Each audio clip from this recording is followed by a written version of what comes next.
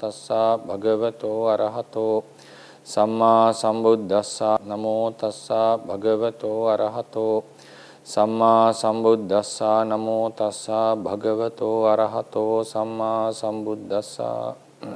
Good evening, everyone. So we are continuing our lecture series on Dhamma Vinicchaya. I think we are initiating after a few months of holiday.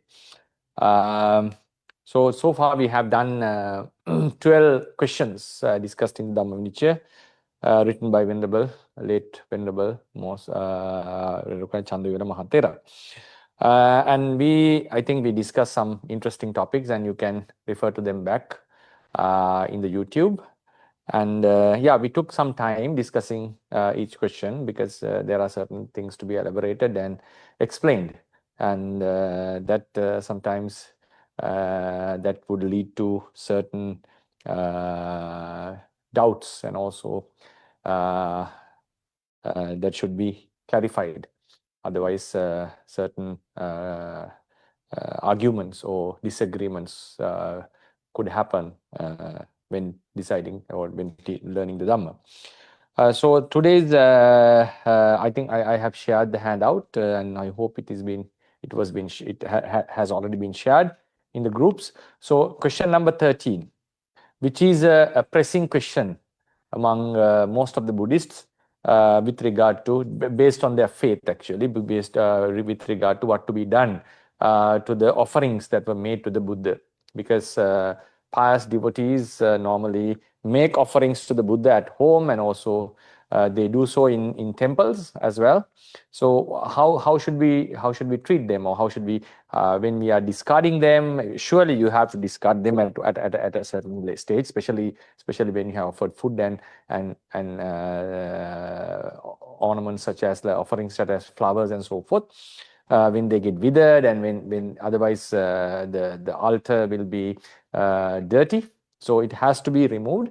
And how should we treat them, those offerings? That's a pressing question, and many are quite afraid to deal with it boldly. So Mahathera has discussed on this question. What should be done with the food and drink offerings dedicated to the Buddha at monasteries and similar places? So this includes at your home as well. So first of all, we should know that if something is offered to the Buddha, that belongs to the Buddha, right? That's even though he has passed away. We have discussed this question in the previous questions, that who is the actual owner of an offering dedicated to the Buddha, even though he has passed away, even though he has attained the parinibbana, he is no more, but who is the actual possessor? If someone steals such offerings, what type of demerit one is accumulating based on whose virtues and so forth? Because if you steal from a normal ordinary person, you get demerits, and if you steal from the Sangha's property, obviously we would accumulate, we'll be unfortunate to receive a lot of demerits than stealing from an ordinary person. That is not to encourage stealing from ordinary people, but the level of demerit decides on the virtues of the person. And that's also applicable. The same theory applies in killing living beings. Someone might kill a certain ordinary being and kill his own mother. The two karmas have different gravities. That's obviously understandable in terms of Buddhist fundamentals. So if you steal something that is offered to the Buddha in the monastery, or maybe in the house, that is taking away, that amounts to taking away a property that was dedicated or that belongs to the Buddha. So it's like stealing from the Buddha. So is it equal to stealing from the Buddha, a property from the Buddha who is alive? So that question can be asked. In my opinion, stealing while the Buddha is alive is a much severe, greater, heinous deed than stealing something offered to the Buddha who has already passed away. But anyway, but it's a very clear point according to Theravada fundamentals, that stealing something that is offered to the Buddha or dedicated to the Buddha amounts to a great sin. So now, the clear point is this is a property belonging to the Buddha. So now how should we deal with it? Because even though we have offered, after we have left the monastery or we have finished the offering, the ownership is not automatically discarded. It doesn't automatically get vanished. So it doesn't vanishes. So it means the possession always is with him. Unless he has discarded it. But there's a practical issue since he's not alive. How should we deal with it? If you think about a practical thing now, if flowers were offered to the Buddha while he was alive, and when they get withered or when they're about to get withered, surely Venerable Ananda would discard them even without asking the Buddha. That's obvious thing. That's what we do with regard to senior theras as well. If you are attending a senior Mahathera or doing service to a senior Mahathera or a person, so normally what we do is we would take away when the things are getting withered or things are to get rot, we would remove it even without asking the Thera. So normally that would be the procedure, and we can assume that the Venerable Ananda would have followed the same course with regard to the offerings that were made. But he would never remove. I don't think he would ever remove a robe that was offered to the Buddha, because it's something that can be used for a longer period. He would surely ask the Buddha's permission if he is to remove it to give it to someone, some other monk and so forth. So now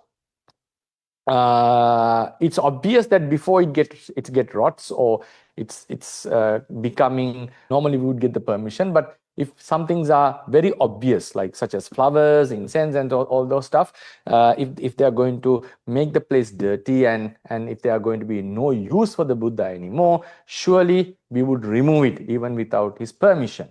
So that's why we obviously remove the food that has been offered after a few hours, and also after few sessions we would remove the flowers that were offered to the Buddha. But we have to always keep it in mind. We are taking out something that belongs to the Buddha, and we are doing it with a wholesome mind. We don't have the stealing mind, because we are doing it for the purpose of cleaning the place. But the problem is, now flowers, we surely throw it away. But what happens is with regard to the food, because those food, when we are taking away before they get rot, obviously we can use them. We can use them. We can consume them. So is it a sin to consume them, or is it a sin to give away to someone? That is the pressing question that is asked by Mahathera. Actually, it's a question prevailing among the Buddhists. Obviously, even today, people do ask this question very often. Then, with regard to requisites which are much stable or which can last long, such as robes or maybe a jewelry or some kind of ornament or a flower made out of gold or whatever permanent, like which can last long, when such a thing is offered, we are not allowed to remove it. Obviously, we are not allowed to remove that away. So the question arises, because, and we also know that it's not something, it's not appropriate to take it away, because it can be there. It could decorate that place, and it can be used for the purpose of maintaining the chaitya or the pagoda or the bodhi tree, or even doing some renovation to the Buddha statue. So the question arises, is focused mainly on the edible items that can be consumed. So are we just going to discard it? And just discarding is not an issue, because everyone knows it has to be removed. The pressing question is it a sin to consume for our own benefit? Now, I hope we first clarified the scope of our question. So first of all, we have to understand that whatever is offered to the Buddha, any requisite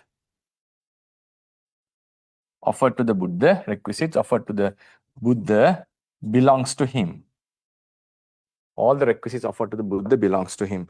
Out of them, there are sort of stable ones. I'll just lay stable ones, which can last for long, such as robes, gems, and so forth. The list goes on. And then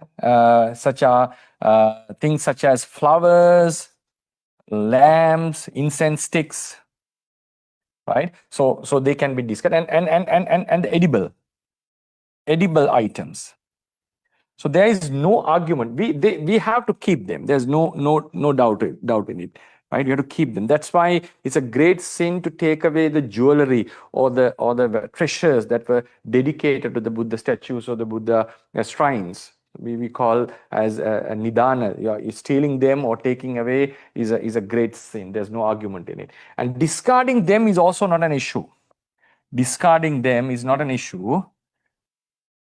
Discarding, yes, because we know that it has to be discarded, otherwise it would defile or pollute the place.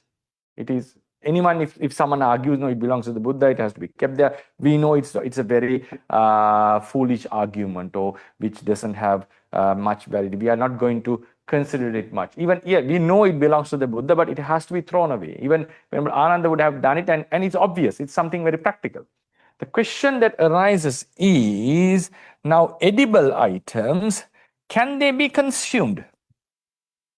Instead of discarding, yes, we take it out, we are discarding it. Can they be consumed? Can they be consumed?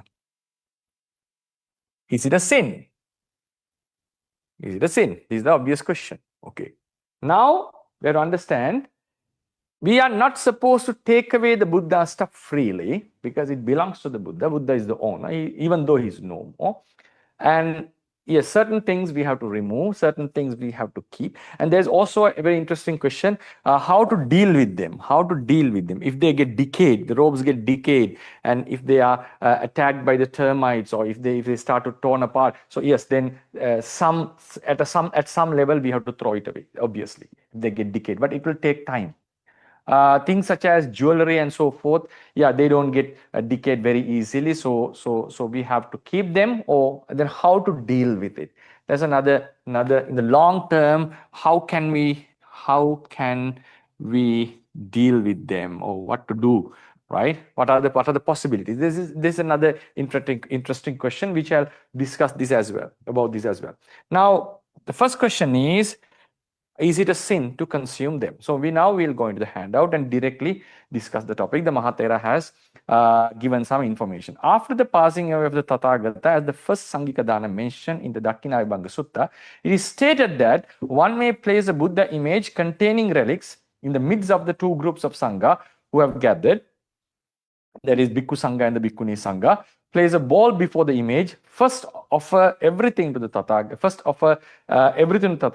to the image, and then everything means like first offer the first portion, it should be corrected, this first portion to Tathagata, and then give alms to the Sangha, right? So what they are, because in Dakkinavibhanga Sutta, we have 7 types of Sangika Danas. One is offering the Sangha, offering 2 types of Sangha led by the Buddha. Buddha Pamukha Ubato Sanghe. Now, bhikkhus are there, bhikkhunis are there, and the Buddha is also present. So offering its entire group is the first type of Sangika Dana. This should surpass any offering, any Sangika Dana. Because it's not possible, just offering to the Buddha is lower than offering to the Sangha led by the Buddha. Because Buddha is also present in there. Buddha was also present there in that group. So obviously that dana would surpass any offering made to any individual, because the highest individual dana would be offering to the Buddha, and if you are offering to the Buddha together with the Sangha, that has to be greater than the individual offering. Now the instruction is given, now after the Buddha has passed away, how can we do this first type of dana? How can we I would say imitate this first type of dana? How can we at least make an attempt to give that dana? Is that to place the Bhikkhu Sangha, BKS, in one side and bhikkhuni in another side, and place a Buddha statue. What they are suggesting is together with dhatu, with relics, and make the offering first to the Buddha and then offer to the Sangha. Right? So instead of dhatu, in the ancient days, the Buddha was alive. When the Buddha was alive, Buddha was sitting here. Buddha was in the front seat. Right? So since the Buddha has gone, is no more, it would be better if we can offer these two relics. If we are unable to find the relics, we can at least place a Buddha image and do the offering. Or if possible, yes, offer to a Paribhogika Chetya as well, but that seems not very practical. So either we offer to a Buddha statue or we offer to the relics. So that's what is normally done. And as a custom these days, when we invite the Sangha to our house, before offering to the monks, we place the Buddha Puja in the first place and then offer the Sangha. That's the custom that we are used to do. Now in this case, offerings are made to the Buddha and offerings are made to the Sangha. Now we see what Mahatera is saying. With regard to what should be done with the food and drink offered to the Buddha on that occasion, Dakinavibhanga Sutta commentary explains as follows. I'll just read the English quotation, translation. If something has been offered to the Buddha, what should be done with it? It should be given to a virtuous bhikkhu who does service, virtuous bhikkhu who does service to the Buddha. Right? There are some monks who are taking care of the shrine, taking care of the Bodhi tree, or the Buddha statue, who is doing the duties in the shrine room and so forth. He is the one who is considered making offerings to doing service to the Buddha. Since what belongs to a father, now it should be given to the attending monk, now who represents Venerable Ananda, for example. Now any monk who is doing the cleaning and so forth of the statue and whatever shrine. Then the second possibility is, since what belongs to a father passes to the son, the son inherits what the possessions of the father, it is also proper to give it to the community of bhikkhus, sangha. You can give to any monk, to the sangha. So either the first option would be for the attending monk to take it. The second would be to give to the sangha or to any monk, because monks are considered the sons of the Buddha, right? Taking oil and ghee. Now, if oil and ghee, such things are offered, right? If oil was offered, just pure oil, or ghee was offered, such things can be used for some other purposes. So we are talking about rice and so forth. If rice and such edible items are offered, yes, attending monk can consume it, or it can be given to another monk. But if things such as ghee and oil were offered, they can be utilized in other purposes, especially lighting lamps, or maybe to apply on some place for some other activity, I don't know, whatever. Taking oil and ghee, lamp should be lit. If a robe is being offered, a cloth is being, we cannot just give it to a monk. No, we cannot do that.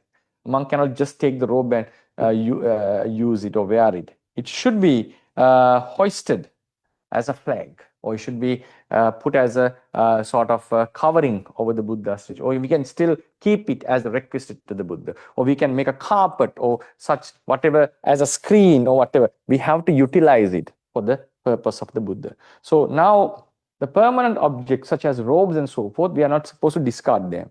We are not supposed to give it to anyone. Even oil, which can be considered as an edible item, should not be discarded, because it can be used to light lamps. Now, flowers, incense, sticks, Buddha, the commentary has not discussed. Obviously, we are not going to use them. And when they are about to wither, or after they have withered, when we see that if they are still blossoming, yes, we should not remove them, because it would decorate the place. After their time has elapsed, yes, we can remove them. Then it's when you feel like it has withered, sort of, it has dried away, and it's in the dying process. Yes, in my opinion, at that time we normally take them away before it get withered, because it's not nice to have the withered flowers in the Buddha's altar. Then altar, sorry. So then edible items, yes, edible items monks can consume. It's very clearly mentioned. In accordance with this commentary passage, the proper procedure regarding food and drink brought and offered at monasteries and similar places should be explained thus. Now Mahathera is explaining, giving a sort of a practical explanation to this above commentarial passage. A bhikkhu who regularly performs duties at the monastery should take them. Anyone who performs duties should take them. If there is no resident bhikkhu who regularly performs duties, a visiting bhikkhu should perform the duties and then take them. Now, if there are a regular monk who is doing the duties in the Buddha shrine, yes, he can take them. Or otherwise, any monk who visits that place, can do the duties and take the edible items and consume them. That's possible. If there is no resident bhikkhu who regularly performs duties, a visiting bhikkhu should perform the duties and then take them. So either a person who is doing the duties regularly should take them, or someone who comes can do the duties and take them. If there is insufficient time to perform the duties first, so offered food and drinks may be taken and the duties performed later, right? And the duties performed later. So if there's no time, because we are not supposed to eat after 12, so we have to consume. We can take the food and consume it and then do the duties later. That's also possible. If the attendants do not require them, the attending monks, okay, there are two types of attendants, either the regular residential attendant or a visiting monk who do the attending.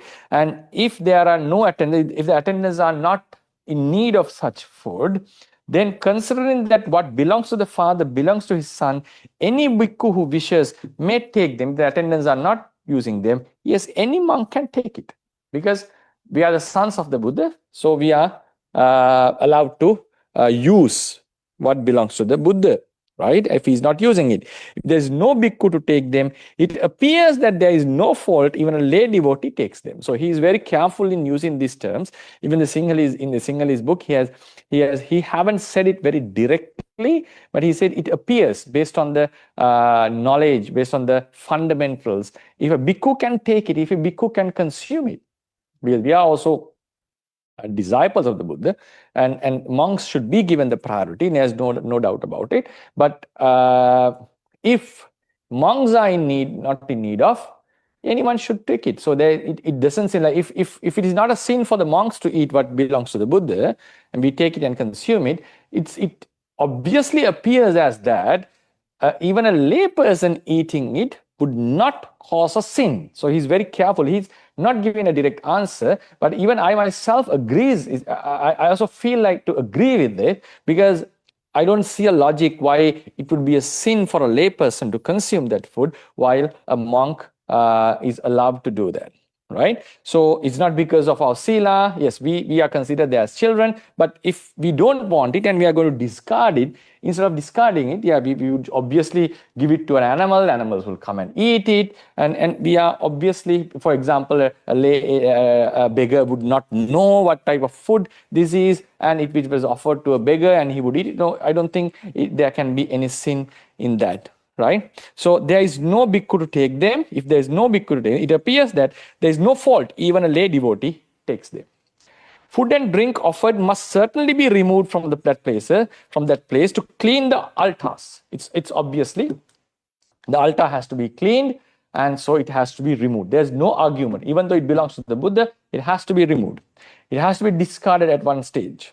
If such food and drink are to be discarded and the attendants do not take them, then it seems that taking them by anyone whatsoever does not constitute a fault. Now he's justifying his statement, because it has to be discarded, and the priority in the hierarchy or list of hierarchy, the attendant monks should take it, then the monks can take it. If they are not taking it, and if it is to be discarded, it's obvious that someone consuming it would not be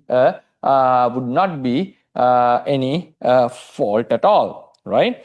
So poor travelers, beggars, and others who consume discarded food offered to the Buddha incur no demerit thereby. So he says that if it is given to a beggar, if it is given to someone, a poor person who is in need of, sometimes in some monasteries I have seen it's given to the workers in the monasteries, so who are working, yes, we do it in some monasteries. So in such cases, Mahathera says, yes, obviously, it cannot incur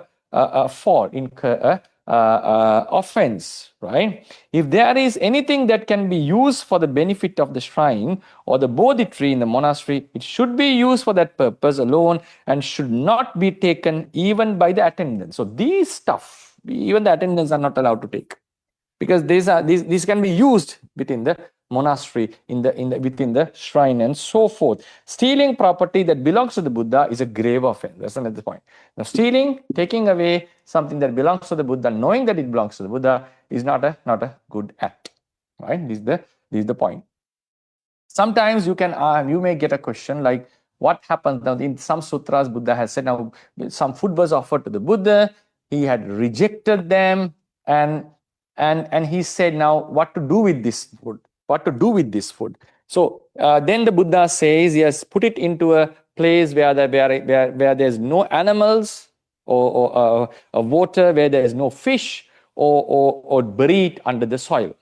Because he says, I don't see anyone who could consume this food and digest it properly, because it was a food offered to the Buddha and he has rejected it. He has rejected it. This appears in few sutras. He says, "Appanake udakeva opilapeya." So just dilute it, or just let it flow or just put it into a food on a water, into a water where there's no creatures, or just like bury it or some to do something. So he goes and put it into water without animals, without visible animals actually. So then it would make a certain sound, chit-chitayati, chitty-chitayati, sandupayati. The smoke comes out, and the people get so astonished seeing that what happens to this food. And this, when you see the sutras, it appears that normally he rejects such food if it is being offered after him giving a Dhamma talk.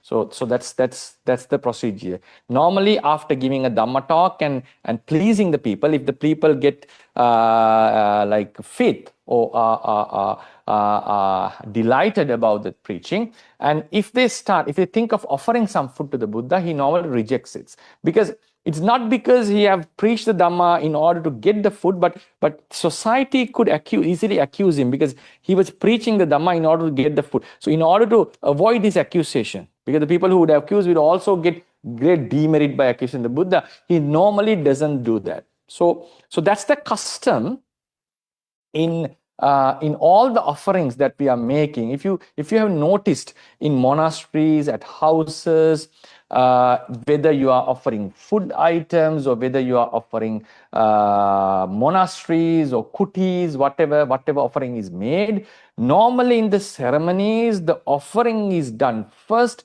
and then the Dhamma talk is given. Some people have an argument here.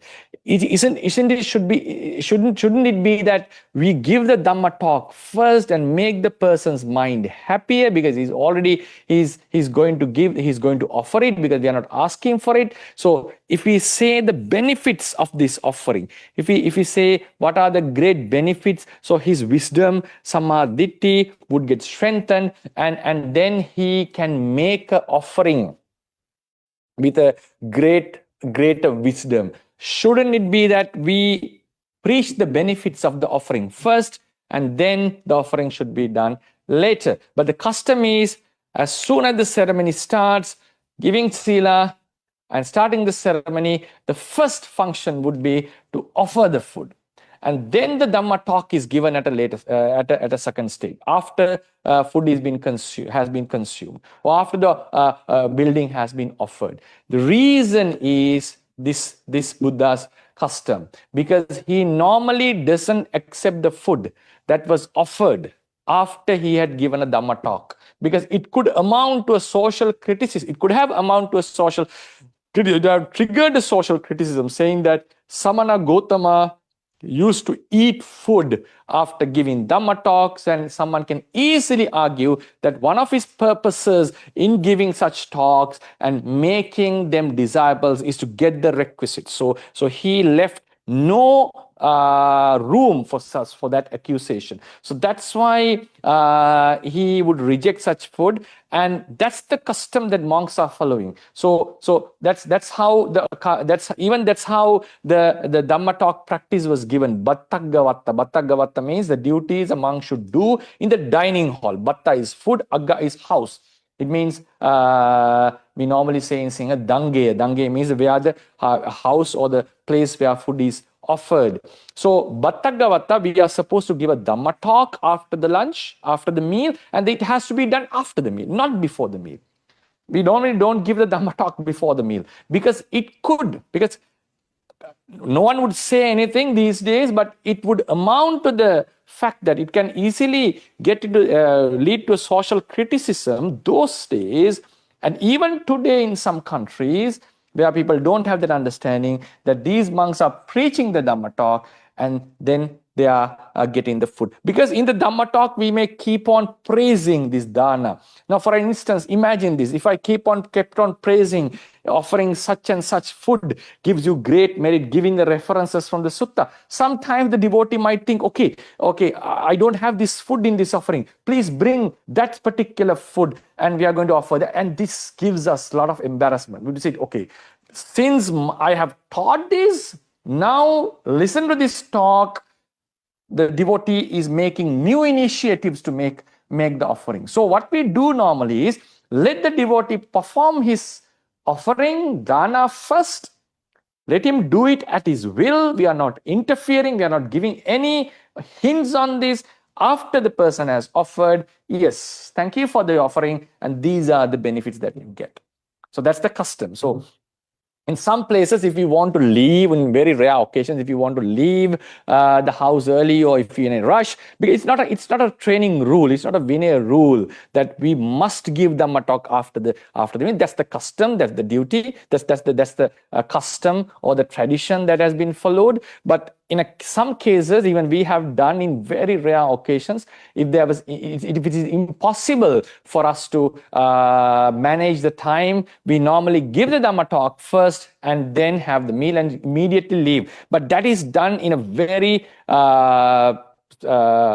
in situations where we have no options at all. The custom is in a particular ceremony, we never do that. We normally make the offering, let the devotees make the offering, and then do the Anumodana talk. Even when they are offering such valuable items such as monasteries, buildings, and so forth. So now Buddha's rejection of such food, it appears that in sutras, it has appeared in few sutras that after he had rejected such food, and he himself has claimed that no one is capable, anyatra tathagatava tathagata savakava, or something like that, and others are not, but beyond the Buddha and Buddha's disciples, others would not be able to consume this and digest this. And that's a very special occasion, actually. That's a very, very special thing, because it appears only to the food that was offered to him, and it has been rejected by him. But after he has accepted the food, the leftover food, we can consume. It's very clear in the Dhammadayada Sutta. Buddha has said this, even it's mentioned in this lesson as well. Buddha says, imagine a situation where I have consumed the food and there's something left over, and someone comes and I ask the monks, yes, because they came without receiving any food, and there's enough time to consume food, and the Buddha would say, monks, there is some leftover food that I have consumed, that was my food, something that I received, so there's no doubt in it. Purified food, the Buddha would never take something inappropriate. So if you wish, you can consume this and spend your day. Then he gives the invitation. Then the monks, one monk would consume it and spend the day. The other monk would think, okay, I'm not looking for the inheritance of gain or the requisites from the Buddha. I want to be a higher of the Dhamma only. So then one would reject that food and practice being hungry. Other one would consume and practice. The Buddha say the prior, the one who rejects and practice is more praiseworthy than the other one. Other one is not doing any sin. It's not a fault. If he wants, he can consume it. And it's in a commentarial statement. I remember our Mahathera once told us, should be in a commentarial story. Venerable King Bimbisara once came to meet the Buddha, and there was some food left over. And he had the smell, because normally divine beings include divine essences, food essences into the Buddha's food. So it had a very strong aroma. So the King Bimbisara wanted to eat the food, and Buddha asked Venerable Ananda or someone to give that food to King Bimbisara, and he ate it. So there is no sin in eating the food left over by the Buddha. The only thing, when he had rejected the food while it's been offered, it is mentioned in sutras that others, normal people, normal beings are not allowed to, cannot digest that food. And it's also the living Buddha, not a Buddha who has already attained parinibbana. Right, so that also we should keep it in mind, and otherwise this question can arise in you. Now, thing is, yes, we are allowed to eat according to Mahathera. Yeah, obviously, according to commentaries, attending monk can eat. A monk who comes to the monastery newly, do the attending, do the cleaning, and eat it. If there's no time, with the intention of cleaning later time, we can consume it. Or otherwise, if there's no attendants are not in need, yes, any monk can take it and consume. And Mahathera says, if they are to be discarded, there's no offense in giving it to a lay person, so he can consume it. So it means, like, now when you are cleaning the altar at home, when you're taking food away, you are taking the food away to clean the thing, right? And then you are allowed to consume it. You are allowed to give it to a beggar, you are allowed to give it to animals, to your pet, or even you yourself, the devotees, can consume it. Although there is no fault for attendants in taking food and drink offered to the Buddha, refraining from taking them and merely performing the duties is praiseworthy. That's another thing. Whether it's a sin, according to Mahathera, no. Because if you, for example, if you go and consider as the stealing, sometimes some children go and steal the food that was offered to the Buddha and consume. This is pure stealing. Because what we are doing here is, first you have the idea that I'm taking away, because I have the intention of cleaning the altar, right? So it has to be discarded. You have to consider whether the Buddha have consumed or he has not consumed, whatever. He has not rejected it, right? So, and he's not alive as well. So we have to take it away. With a cleaning mind, we take it away and then we consume. That's a different case. But if someone had the intention or the mind of just taking it from the Buddha, this is a sin. This is a sin. It should not be done. It should not be done. So normally we keep some time. Yes, we allocate some time. Feels like, okay, it's enough. There's not no specific time actually, but normally we keep it for half an hour, maybe 30-40 minutes to the time it takes for a monk to consume a meal. And then when we are cleaning the bowls of the monks, we also remove the Buddha Puja. And that can be consumed. That's what the Mahathera's argument. Although there is no fault for attendants in taking food and drinks offered to the Buddha, refraining from taking them and merely performing the duties is praiseworthy. There is not much value in performing duties while enjoying the material requisites that are given to the Buddha. Because obviously, if you keep it as a custom, or if you get used to eat the food that is offered to the Buddha, in your subconscious or in your mind, back of your mind, you feel like I'm going to consume this, and it's very difficult to get rid of the idea that you are doing the duties and you are getting the food that is being offered to him. So that it's very difficult to have a completely pure mind. Yes, we can have that wholesome mind, but we know I'm benefiting out of this attending.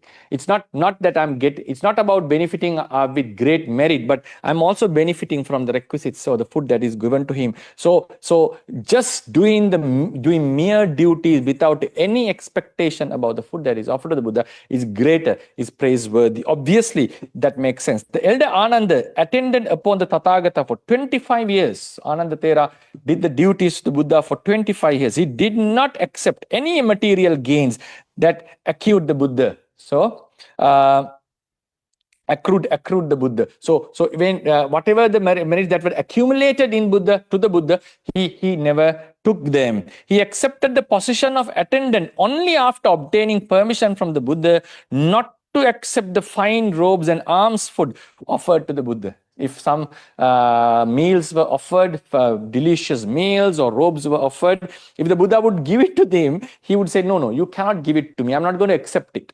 Right? Even though I'm your attendant, yes, you will feel gratitude towards me. So it's natural when, for example, any monk, if he receives some extra requisites, the first thought that comes to him is, to whom should I offer? To the attending monks. And that's the same thought the Buddha had after the enlightenment. He thought, to whom should I preach this Dhamma? Yes, first Alara Kala Muddakaram Buddha, they helped him as a Bodhisattva. Yes, not to his enlightenment, but after his renunciation, they helped him to attain jhanas, and they were teachers, and they had suppressed the defilements for a longer period, and he thought they would easily understand this Dhamma. Unfortunately, they had passed away by then, and then the thought came, there were group of 5 monks who attended me, who helped me during the self-mortification period, and they also have abandoned sensual pleasure. They had become monks for a longer period, and they have practiced their monk sila, the Pabbajja sila for a long period, and they were helpful to me. So he thought of teaching Dhamma to them first. So that's the natural gratitude that we have. Normally, it also happened, once it happened to Venerable Ananda as well. He received, I think, 500 or some great amount of robes. Or he was regularly receiving some robes. So somehow, a big amount of robes at one time or at different occasions, somehow he gave it to one particular monk. Most of the requisites were given to that monk. Then the monk started criticizing why Ananda is favoring, because he had a higher position in Sasana, he was the closest to the Buddha, he was attending the Buddha, and he had 5 titles as a great disciple, unlike any other disciple. So he was a role model for many, and why is he just favoring one single monk? Shouldn't he distribute these extra requisites to many other monks who are in need? And when this accusation came, Buddha called summoned Venerable Ananda and asked, is it true that you are favoring one single monk? And he said, yes, I do favor one single monk, and with the purpose, because I'm attending you. I'm quite a busy monk, and I have a very tight schedule. He did attend the Buddha, and he also taught Dhamma to monks, and he also preached Dhamma to bhikkhunis. Especially, he was very much loved or liked by bhikkhunis, because he used to support them a lot. Even they respected, because he was the one who was pioneer in this discussion that facilitated this bhikkhuni sasana, that he convinced the Buddha to give the sasana to the bhikkhunis. So bhikkhunis liked him a lot, and he helped them very much. He preached them very much, and he had a lot of compassion towards the bhikkhunis. And also he helped the monks. He taught the monks very much, and he was liked by devotees, because devotees, when they wanted to attend the Buddha, to meet Buddha, the first what they do is they meet Venerable Ananda. That's normally what happens if someone wants to meet a senior Mahathera. Instead of directly going to him, we would talk with his attendant monk. So he was a very busy monk, and also he had to look into the monasteries and see the issues the monks were having and bring those issues, problems to the Buddha. If someone is sick, if someone is having an issue, he's the one who conveyed this message to the Buddha. And he also took care of the Buddha. It is mentioned that he didn't sleep for these 25 years, and he was circumambulating the Buddha's kuti 9 times every night, and he also had the duty of memorizing the entire teachings of the Buddha. And that's why that was a very busy schedule. Compared to the busy schedule that Venerable Ananda had, we are having nothing, I would feel. But and he did them very, very accurately. He never had excuses that he's so busy that he would start forgetting things like us. No, and he managed things very well. But still, so the duties were very huge, and attending the Buddha, the most difficult task. Difficult means most responsible task. Buddha's health. He had to take care of Buddha's health. He had to take care of how the Buddha is seen by the others. Even Buddha could stand by himself as a glorious person, and Ananda also played some role there, and how he is being seen by the others, and when to attend, what is the proper time for a lay devotee to attend him, what is the proper time for monks to attend him. So and when is the proper time to invite, because sometimes monks would convey the message to Venerable Ananda saying, we would prefer to get a Dhamma talk from the Buddha, and would go and ask the Buddha at a proper time. He cannot just go and casually ask. He would wait for the exact time, go to the Buddha and ask him and convey the message the monks are interested in making such a listen to Dhamma talk. Then Buddha would say, okay, prepare such a place. So I would give a Dhamma talk. In some occasions, Buddha had the interest to give a special Dhamma talk to the monks. So he would convey the message to Venerable Ananda. He is the middleman here. So he was such a busy person, and that's why he couldn't attain arahantship while the Buddha was alive. It's obvious. I don't think he would have time to meditate properly. And still he did his meditation. He did his meditation, but not to the level of fully dedicated to attain the arahanta or higher maggas. I think surely he would have attained Palasamapatti time to time with all the mindfulness he could maintain. So anyhow, he was such a so he was fully focused on the Buddha's duties and things around him. So what about his own duties? He was also of the same age with the Buddha, and he was born on the same day the Bodhisattva was born. So when the Buddha was getting into 70s, Buddha was getting into 60s, 70s, and Venerable Ananda was also getting into the same age. And he would also need, obviously, such an attendance. So there were monks who were willing to help Venerable Ananda, who saw the role played by Ananda. Venerable Sariputta was the one who knew the gravity of this work. He also had some sort of I wouldn't say a guilty feeling. I would say sort of a gratitude, and also some sort of a responsibility about Venerable Ananda's duties, because Venerable Sariputta used to think, I am the chief disciple of the Buddha. All the duties of the father should belong to the chief son and the chief disciple. All the duties of the teacher belongs to the chief disciple, as all the duties of the father belongs to the elder son. So it's my duty. So when the Buddha was hinting that he needs a permanent attendant, Venerable Sariputta was the first to stand and say, I would do the attending. Buddha said, no, you are not supposed to do that. You have different duties. You are like a big tree in the sasana. You have different, it's not your duty to attend me. You have much greater tasks in taking care of this sasana. And rejected him. He rejected. And Buddha would normally reject the attending of an arahant.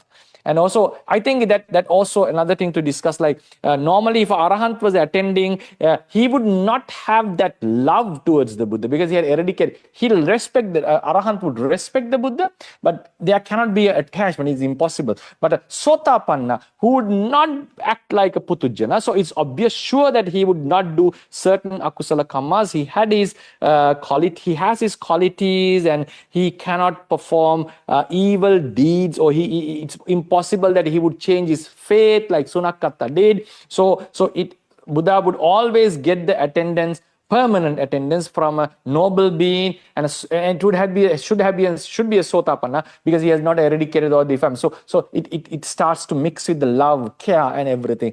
With the faith, he has strong faith, the Buddha. At the same time, he had that feeling of a belongingness to the Buddha. He didn't hurt other monks. He didn't act very foolishly, like completely possessing him, but it was a very nice mixture. So he loved him very much. He took care of him so much. At the same time, and he had the faith, he had the respect, he knew his space, he knew the space that should be given to the Buddha. So he was really doing the work very well. So Sariputta knew that.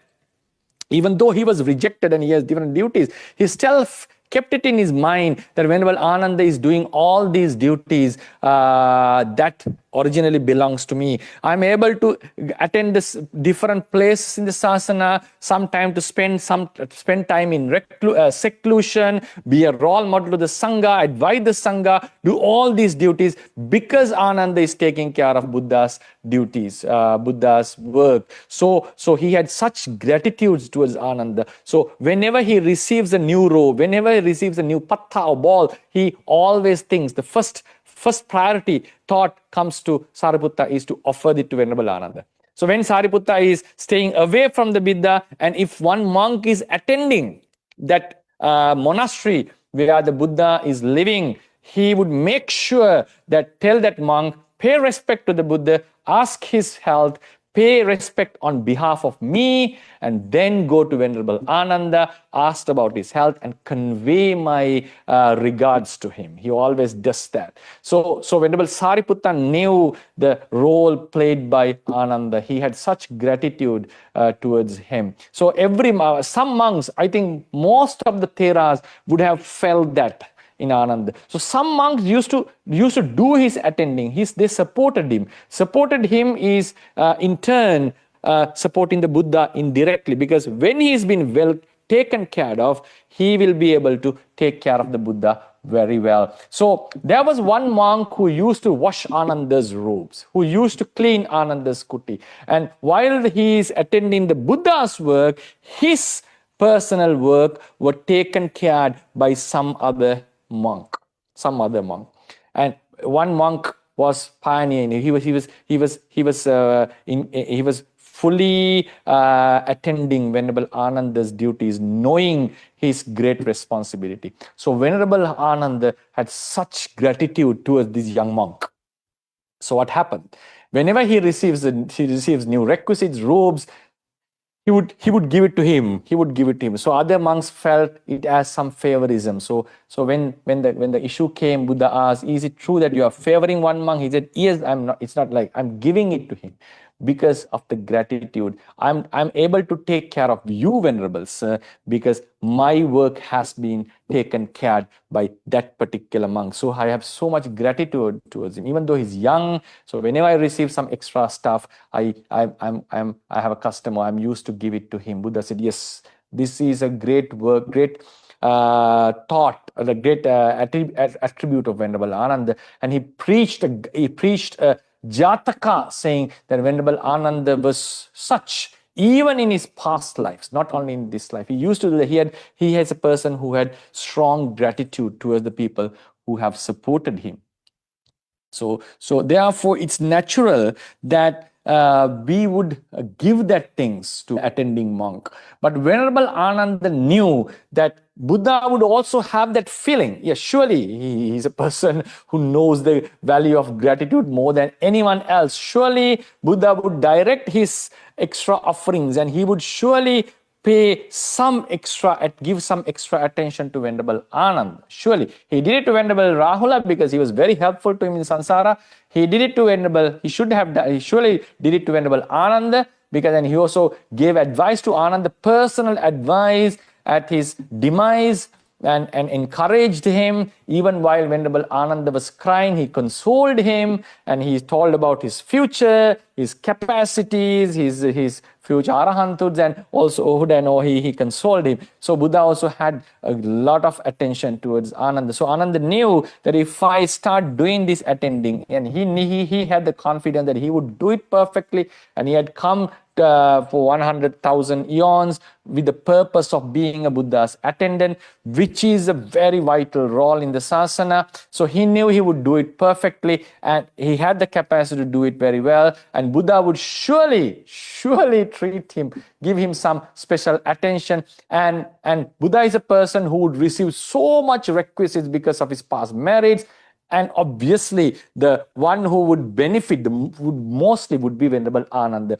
And if this happens, Venerable Ananda thought the monks would start accusing me, because I'm doing my attending with the expectation of gain. So from the very first moment when he was asked, or he applied, or he took the position of an attendant of the Buddha permanent, he said, "No. If only you are not pushing me, or if you are not giving me the extra robes or the meals or valuable robes or meals that are offered to you, if you're not directing to me, if you're not asking to me accept, yes, only then I will accept it. And I should not be allowed to sleep in the same room with you. Should not be allowed to sleep." So he asked for 4 rejections and also 4 allowance. You should be given me to come to you at any time if there is a question in Dhamma, if I want to clarify something. I should be able to come and clarify it immediately. And I should be given the permission to know the time when to meet for the devotees, when to meet the Buddha, and I should be able to have that permission to bring them when I feel is the suitable time. He would know the proper time, but he should be given that key, or he should be given that authority to the, so he asked some allowances, and also he rejected for I would say possible gains that he would receive. So that's what it is mentioned here. He accepted the position of attendant only after obtaining permission from the Buddha not to accept the fine robes and alms food offered to the Buddha. May the bhikkhus who guard and look after the offerings at monasteries take the conduct of the Thera Ananda as their model. Yes, it is something that we have to think, because Venerable Ananda, while the Buddha was alive, didn't consume the food that was given to the Buddha, didn't accept the robes that were given to the Buddha. So when we are attending Bodhi trees or Buddha statues or relics, we are allowed to eat that food to be discarded, but it's better not to do that. That's what Mahathera is saying. Although the requisites offered to the Buddha belong to the bhikkhus as the sons of the Buddha, the Tathagata has declared in the Dhammadayada Sutta, Dhammadayada me bhikkhave bhavata ma amisadayada. Bhikkhus, be heirs to my Dhamma. Do not be heirs to my material, my material thing. Mistake, material things, right? Possessions.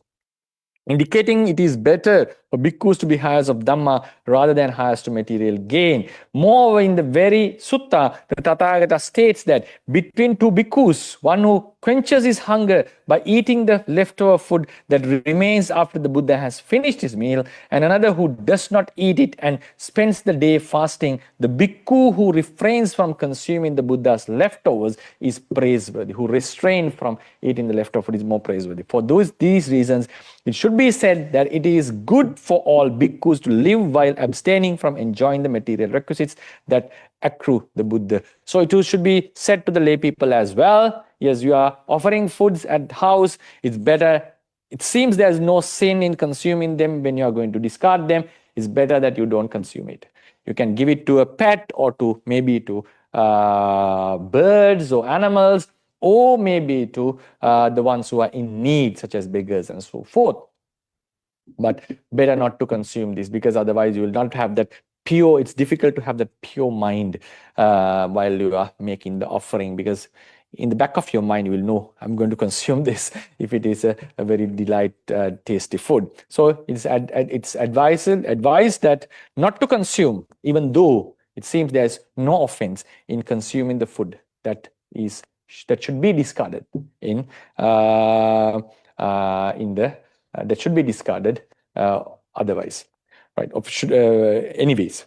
So then the next point is now how to deal with them. Before I go to the next question, I would like to take time on these things. What are the stable stuff? Robes, gems, and so forth. We are not allowed to take them. We are not allowed to give it to someone. And even the oil, ghee and oil, should not be taken or should not be consumed, because it can be used. So what is the purpose? For what purpose ghee and oil can be used? To light lamps, to make it nice at night. It would finish. So, but you can do some Buddha puja, aloka puja, or light puja to the Buddha for a few days, or maybe at night. Then what about things such as robes and so forth? They have to be utilized for the purpose of Buddha's shrines, or the images, or whatever which represents the Buddha. Yeah, sometimes you can make them as flags, or one can make a sort of a carpet or a pavada on which one can walk upon, as a power up to the Buddha. In that case, we should not be walking on that if it is made for that. Or maybe a carpet. A carpet means not for us to wipe the feet, but to decorate his altar, or to keep it, or to keep his statue upon it. Or sometimes to make a sort of we call roof, I forget the English term for that. So vitana is like sometimes we make something as a hood, so the dirt doesn't fall on the Buddha statue. So it has to be used for such purposes. It should not be used as a carpet for us to wipe the feet. For surely it should not be done, but it has to be used for the purpose of the Buddha statue and so forth. So if it is not possible now, if there's enough robes, if there's enough such items, what we can do is sometimes we can people can wisely or correctly, if lay people, they can directly sell it and get the requisites or get the money and use that money maybe to paint the shrine room, or to buy some lamps, oil, and then light lamps with that oil, or to buy some flowers and make a flower puja to the Buddha. So it has to be utilized for the purpose of the Buddha. That's something very interesting. So we should not, if a robe is offered to the Buddha statue or the Buddha shrine or a chaitya, we should not be using it for our purpose. It's very important. Should not be doing that. It has to be utilized. It can be converted into money. Yes, it can be sold, and with that money, and that money belongs to the Buddha actually. You know, it should be dedicated to the Buddha. You cannot use it for your own purpose. That money has to be used for the purpose of the shrine. Maybe to light the shrine, or to give some light to the kuti where the Buddha's shrines are, Buddha statue is there, or to maybe to put some sort of maybe we call sand around it. Yes, such things can. So to paint it, in that regard, one can argue, you can make a carpet. So we want it won't make the thing dirty. Something one can argue on that. Yes, but it seems like sometimes it's possible for use such purpose if it is done with that purpose in order to protect the shrine, to prevent it from getting dirty. Yes, for whatever purposes that are directed or beneficial for that shrine or the pagoda or the Bodhi tree, we have to use that. We have to utilize those things for that purposes only. So after it gets decayed, yes, we have to throw it away. If we can use it, or even a decayed thing, we can mix it with something and plaster or with clay. These days we don't do such things. If they're decayed, and if such things are out of use, yes, then out of use means if they get decayed and so forth, yes, we can use them to throw. We have to throw them away, but we should try to use them as much as possible. Maybe to wipe the Buddha. Sometimes clothes can be used to wipe the Buddha statue, and also in order to, it has to be utilized as much as possible for the purpose of the Buddha. So it's very, very interesting, very mindfully we have to do that. We should not be, because if something is offered to the Buddha, it belongs to him. We are not free to use it as we want. And then sometimes in ancient days, some kings and the rich people used to offer jewelry to some Buddha stupas, to the Bodhi trees, or maybe to Buddha statues. One of the purposes is it's offering made to the Buddha, obviously. And what is the use with that for the Buddha? Actually, when when later stages, when the pagoda is falling down, or it's been attacked, or it decays, those jewelry can be taken by the ones who are looking after the pagodas, and they can sell it and get the money and reconstruct the pagoda. That's possible. That is one of the purposes why kings enshrine such valuable things. Is an offering made to the Buddha, and that can be used to protect the dhatu and the shrine and so forth. So such treasures can be used in proper ways. But if someone steals them and use for their own purpose, it's a very bad sin. It's a sin that, you can get some sort of pardon by going to such place and asking for forgiveness, maybe repaying the value that you have taken. Those are very, very great sins actually. So, but they can, such jewelry and valuable things can be utilized properly for the purpose of the stupa and so forth. So that's the point here. So such stable stuff like robes, jewelry, gems, and has to be utilized properly, and items such as ghee, oil, and so forth must be used for purposes such as lighting lamps and so forth, right? And these things can be, especially things such as robes, sometimes parikkanas are offered. They can be sold, and with that money one can make a flower offering or whatever good pujas can be done. If monks are doing it, they have to follow the Vinaya rules, because we are allowed to use such requisites for our purposes. If we have abandon of requisites may be given to monks or someone's personal belongings, we can ask the kapiyas to exchange them properly, and they can say, I'm not in need of these requisites, but I'm in need of such and such items, robes, or maybe requisites, whatever, or some kind of books or whatever equipment, electronic equipment. Yes, I need such things. So he can give it to the kapiya, and he can get it. He can sell it, because we are not selling it directly. He can do it, and then he can offer the required item to the monk. Right? It's possible. It's possible. But unfortunately, what is happening is monks are directly selling and buying, which is not allowed in India. But normally it can be done in other means. Like even we can go to the go to the shop. To that extent, we can go to the shop, keep the requisite on the desk, and say, yes, I have this requisite. I'm not in need of this, but I'm in need of a robe. So at that time, a monk cannot accept the money. If the owner is willing to give that, yes. If we say, take this and give this, that is an offense. That is an offense. It's called kaya vikya. We cannot do exchange things like in the barter system. I give this, please give me this. So this is an offense. But if we say, I have such thing and I'm not in need of this, but I'm in need of such and such thing, if the shopkeeper understands and he just give it by taking our requisite, is allowable for us to take.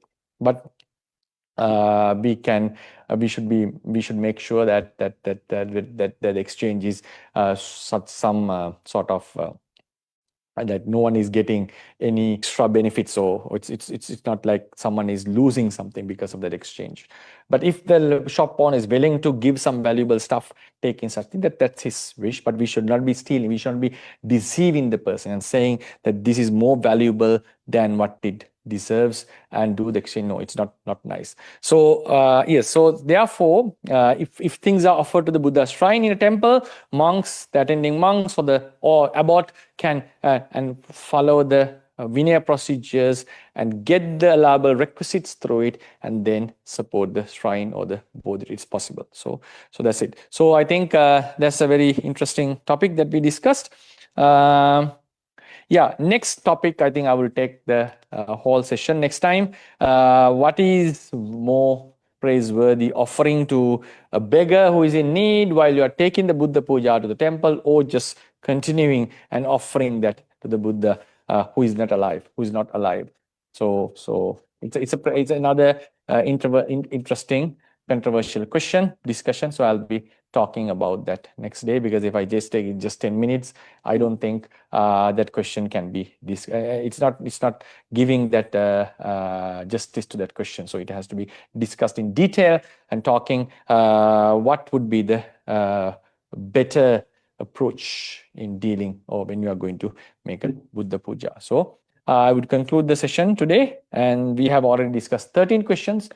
There is another 87 to be discussed. Okay, we'll see how it goes.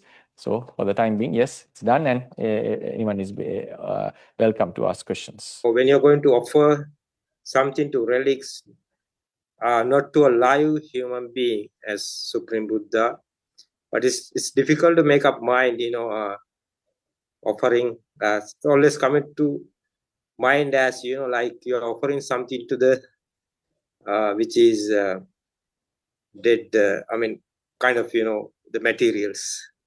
How to make up mind, instead of, doing these offerings, if we invest time on studying or practicing meditation or studying Dhamma, isn't it be what real Buddha's preaching and advices and the real investment on this? This is the first question, sir. It's, the second question is two things. Buddha has never said not to do Amisa Puja. He has praised Patipatti, but he himself as a Bodhisattva had done it so many times. So I would never say that one should stop Amisa Puja and instead should be doing meditation and studies only, because they both have different benefits. And I don't think it's a question to be discussed much, because Amisa Puja is beneficial for the people because it arouses a lot of qualities, a lot of good habits and good qualities within the person. So there is no discussion in Theravada whether Amisa Puja should not be done and only Patipatti Puja should be done. No, there's no such a thing. Even arahants would do that, and even there are many stories which says that how such Amisa Pujas have helped people to directly attain the liberation by the merits that they have accumulated, that the qualities they have accumulated, especially the thought of giving up, volition of dana and so forth. Yes. Then regarding the perception, yes, if you are unable to have the perception of the Buddha to a relic, just offer it to the relics. That's simple as that. Because when you are paying respect to the relics, you are paying respect to the relics actually. So some are able to imagine the Buddha in that place. I think I have given that discourse in number 4 discourse of the Dhamma Vinicchaya in our lecture series. Yeah, so some are able to, if these are the relics, one are able to imagine that the Buddha who is alive, as the Buddha is alive, representing with these relics. But actually, the merit is gained for offering the relics actually, because they are the ones that are actually there. So if you are unable to consider, like have that perception of the Buddha, what you are supposed to do is to offer things to the relics, pay homage to the relics, offer the flowers to the relics and so forth. If for the Bodhi tree, you are doing it to the tree actually, offering it to the Bodhi tree, there's a sacred tree. And regarding his robes and so forth, we are offering and respecting his robes and so forth, the Paribhogika Chetiyas. And then Uddesika Chetiyas, we don't have anything related to him because the relics were directly from his body, which has much closer connection with his wisdom and his life. Then the Paribhogikas are external stuff, not his body parts. So they also have some connection.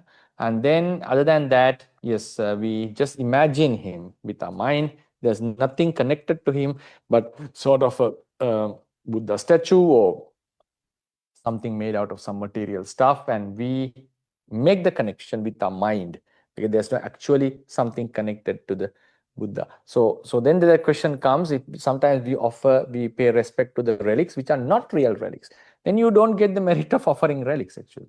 Obviously not. It has to be true relics.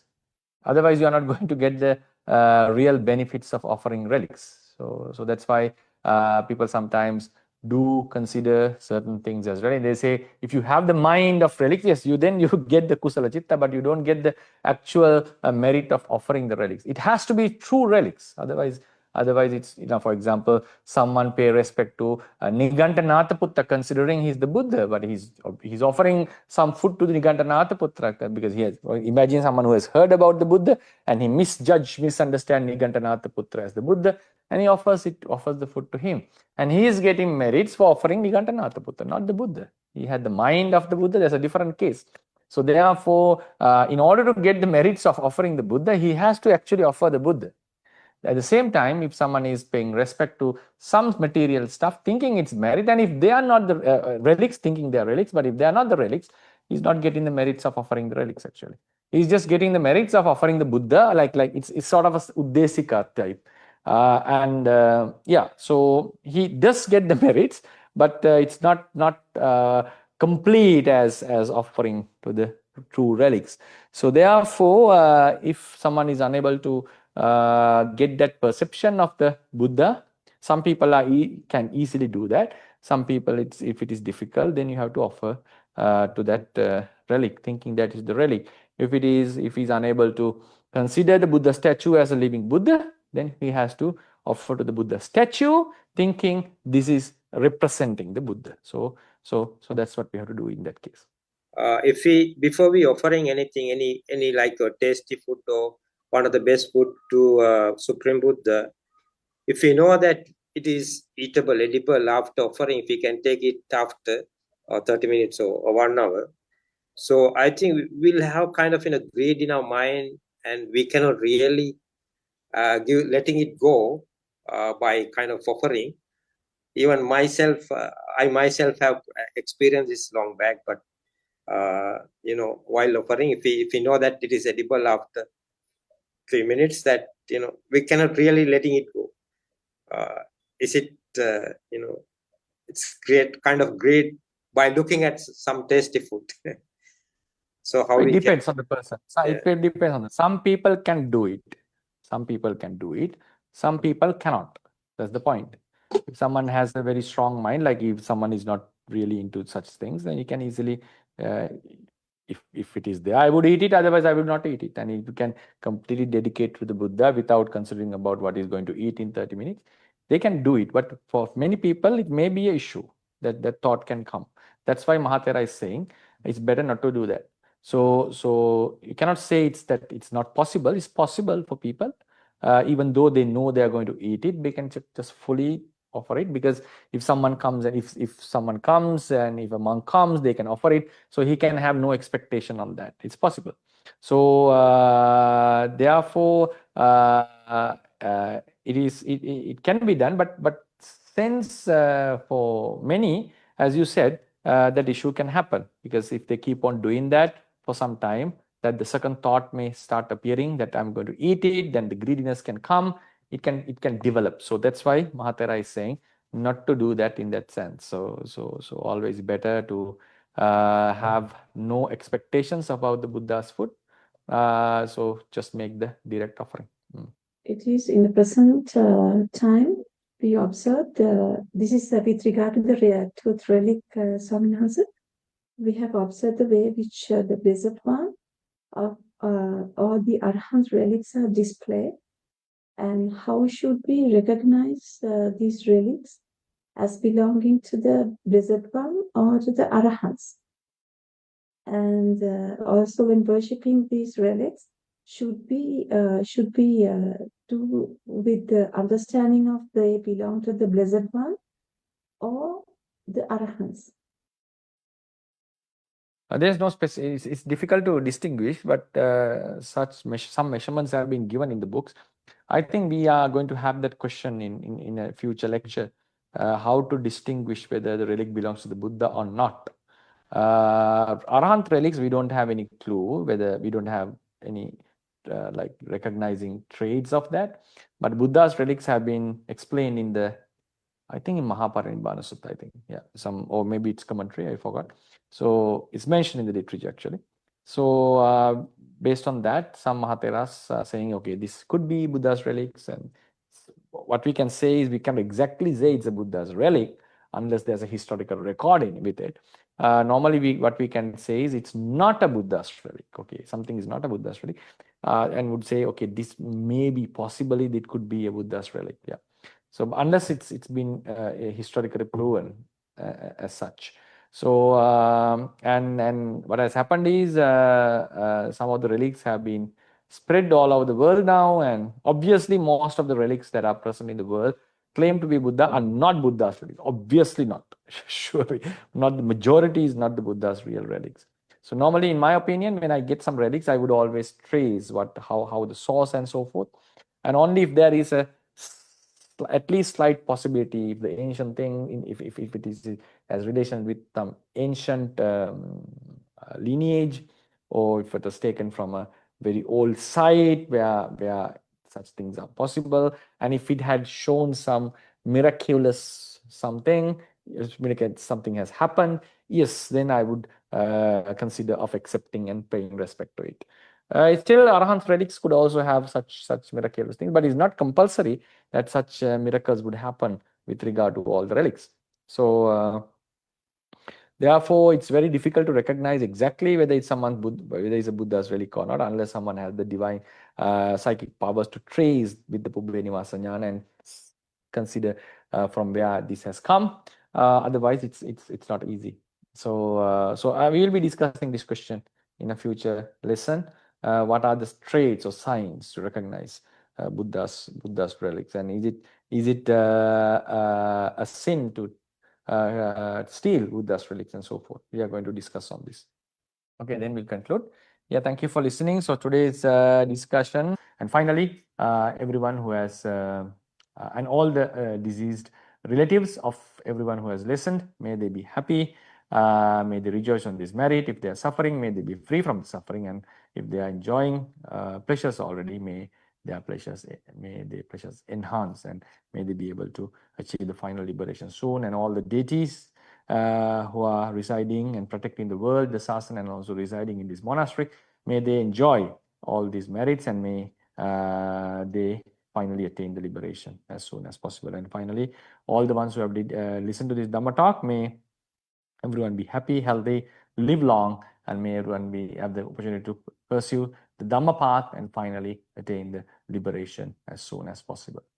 Idang bo nyati nang hotu sukita hontu nyatayo. Idang bo nyati nang hotu sukita hontu nyatayo. Idang bo nyati nang hotu sukita hontu nyatayo. Akasattaha chabummattaha deva naga mahindika. Punyantang anumoditva chirang rakkantu sambuddha sasanang. Akasattaha chabummattaha deva naga mahindika. Punyantang anumoditva chirang rakkantu sambuddha desanang. Akasattaha chabummattaha deva naga mahindika. Punyantang anumoditva chirang rakkantu sambuddha savakan chirang rakkantu tan sada. Imina punya kamme namami bala samagamu satan samagamu hotu yava nibbana patti. Imina punya kamme namami bala samagamu satan samagamu hotu yava nibbana patti. Imina punya kamme namami bala samagamu satan samagamu hotu yava nibbana patti. Idamme punya kammang asawakkaya vahang hotu. Idamme punya kammang asawakkaya vahang hotu. Idamme punya kammang asawakkaya vahang hotu. Sabba dukkha pamuncatu. Sadhu, sadhu, sadhu.